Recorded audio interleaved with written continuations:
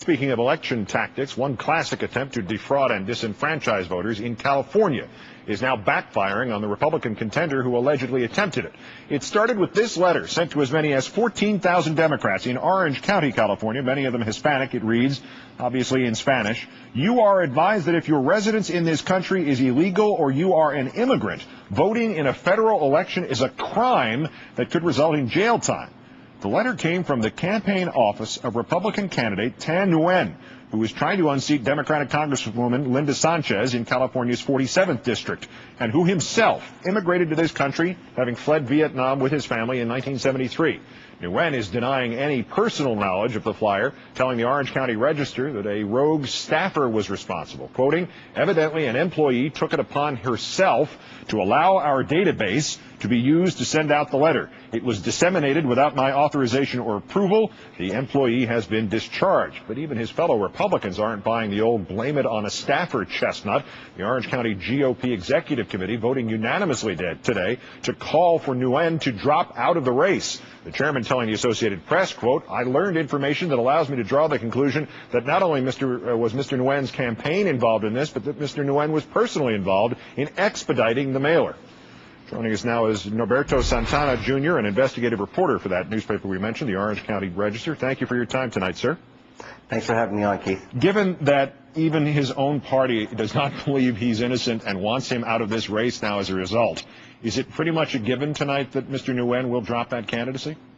Well, it's tough to know what Tan will do. He's been a little bit of an unconventional candidate from the beginning. He was pretty much self-financed, giving his campaign more than $500,000. He is scheduled to hold a press conference tomorrow. I think at this point his biggest problem are the swirling investigations being conducted by the state attorney general, the secretary of state, and now the Department of Justice. Was the seat pretty safely Democratic anyway, or is this latest scandal potentially, played a part in the possible shift of power in the House of Representatives?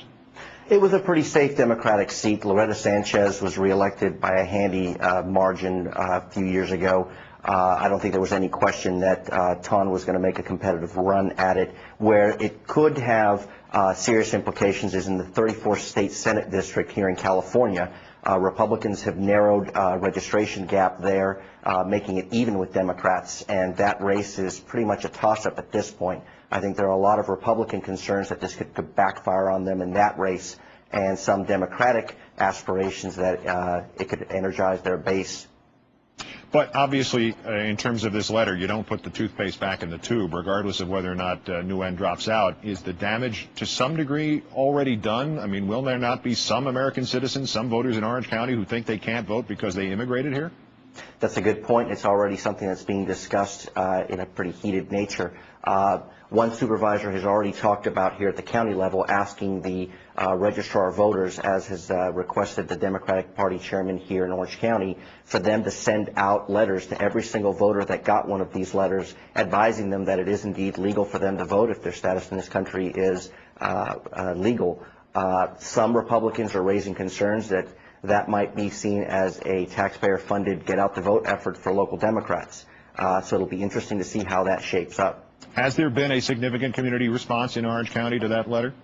Oh, the response here on both sides of the immigration issue, which we're pretty much front and center on nationally, has been extremely heated. Many residents that see illegal immigration as an issue for them have absolutely poured in commentaries wondering what's wrong with pointing out that people whose status is not legal can't vote. On the other side, the Latino community has just been absolutely outraged. Nationwide, Latino activist groups have been writing letters insisting that DOJ look at it. Here tomorrow, I believe that also a press conference being held by local activist leaders, even though some in the Vietnamese community have been distancing themselves from the mailer.